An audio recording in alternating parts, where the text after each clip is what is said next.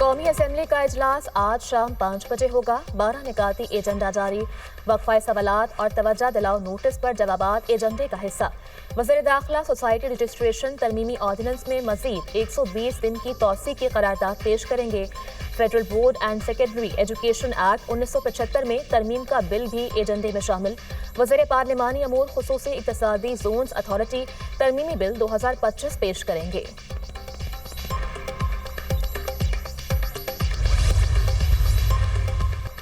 Trump tariff के बाद अमरीकी और आलमी मंडियों में भौचाल।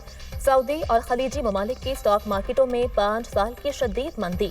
सऊदी स्टॉक मार्केट में 500 अरब रियाल का नुकसान। सऊदी स्टॉक मार्केट में 800 पॉइंट्स की कमी। ऑयल कंपनी आर्मको की शेयर्स की कीमत में 340 अरब रियाल का नुकसान। सऊदी नेशनल बैंक और दीगर बड़ी कंपनियों को भी नुमाया नुकसान।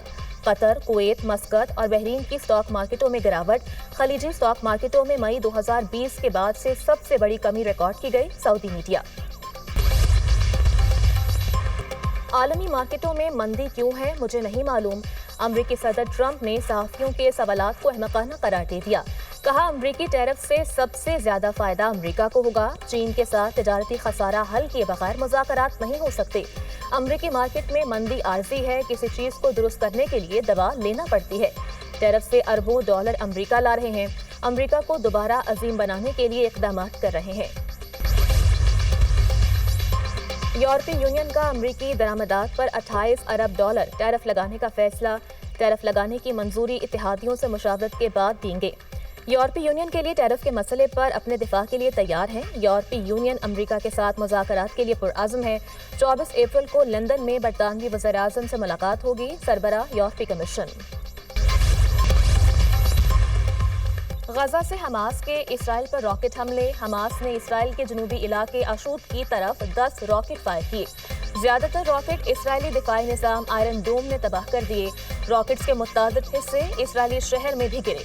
आशकलोन में सड़क को नुकसान पहुंचा। मुतादिद गाड़ियां तबाह। जानी नुकसान की इतला नहीं। गुज़श्ता 10 माह के दौरान गजा से होने वाला ये सबसे बड़ा हमला है। Israeli media.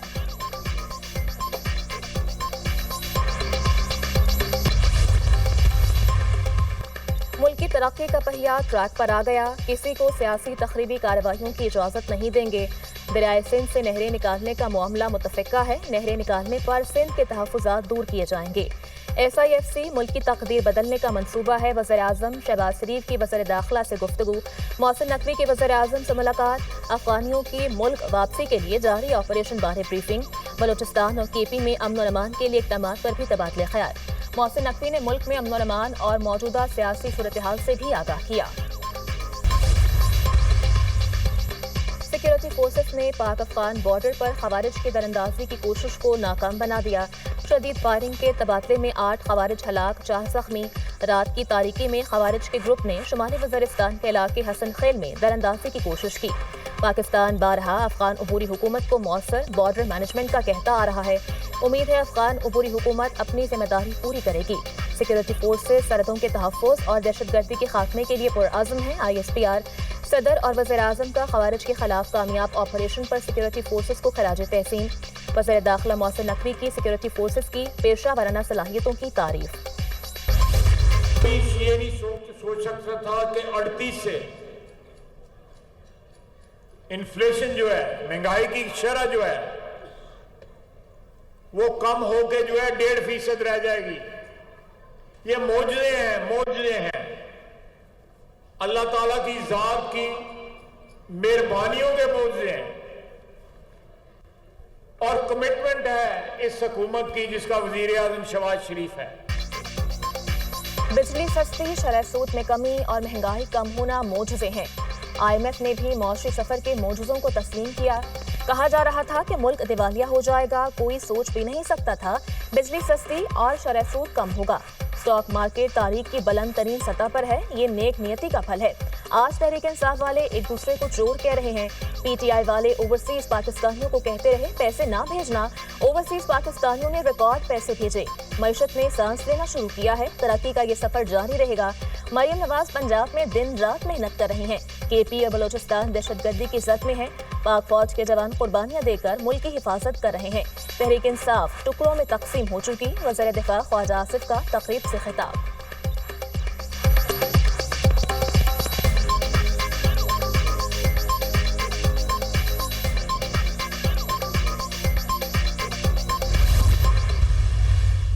ریاست نہیں ریاست. یہ ریاست پاکستان ہے تو ہم ہیں. دنیا کے مالیاتی ادارے آج پاکستان کی تعریف کر رہے ہیں. تاریخ میں بہت کم ہوا ہے کہ مہنگائی بھی کم ہو رہی ہو, سٹاک مارکیٹ بھی اوپر جا رہی ہو, اور بجلی بھی سستی ہو رہی ہو, اور تمام اعداد و شمار یہ بتا رہے ہوں کہ پاکستان اڑان بھر چکا ہے, پاکستان ٹیک آف کر رہا ہے, اور یہ اڑان پاکستان کے تحت پاکستان انشاءاللہ تعالی دنیا کی بہترین اکانومیز میں ہوگا. وزیر اعظم نے سیاست نہیں ریاست کو بچایا. عوامی حمایت سے مشکل اور درست فیصلے کیے. مہنگائی ایک سال میں سنگل ڈیجٹ میں آ گئی. بجلی کی قیمت میں ریلیف کا وعدہ پورا کر دیا. صنعتیں چلیں گی تو بے روزگاری کم ہوگی. دنیا کے مالیاتی ادارے آج پاکستان کی تعریف کر رہے ہیں. اسٹاک مارکیٹ بلندیوں کو چھو رہی ہے. تمام معاشی اشاریے عکاسی کرتے ہیں پاکستان اڑان بھر چکا. پاک فوج کا قومی سلامتی کے ساتھ معاشی استحکام میں بھی اہم کردار ہے. وزیر اطلاعات عطا طاہر کی میڈیا سے گفتگو.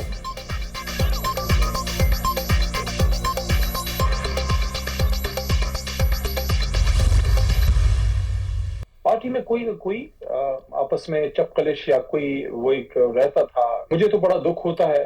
میں سمجھتا ہوں غلطی ہماری اپنی ہے. اگر ہم موقع نہ دے تو کوئی اس پہ وہ نہیں کرے گا. پارٹی کی انٹرنل افیئرز کو باہر نہیں ڈسکس کرنا چاہیے. اس پہ گور صاحب اور راجہ صاحب اپنی بھرپور کوشش کریں. جس نے ڈیل لینی ہوتی ہے ہفتہ مہینے کے اندر وہ لے لیتا ہے ڈیل. تحریک انصاف میں چپکلش چلتی رہتی ہے. پارٹی میں مس انڈرسٹینڈنگ ہے, اقتدار کی جنگ نہیں. بیرسٹر گوہر سلمان اکرم راجہ پارٹی کو متحد کرنے کی کوشش کر رہے ہیں. پارٹی کے اندرونی معاملات کو باہر ڈسکس نہیں کرنا چاہیے. بانی پی ٹی آئی ملک میں آئین اور قانون کی حکمرانی چاہتے ہیں. پارٹی نے اڈیالہ جیل کے باہر احتجاج کی کوئی کال نہیں دی. جب پارٹی کوئی فیصلہ کرے گی تو احتجاج کریں گے. پی ٹی آئی رہنما علی محمد خان کا پروگرام ٹونائٹ ود سمر عباس میں اظہار خیال.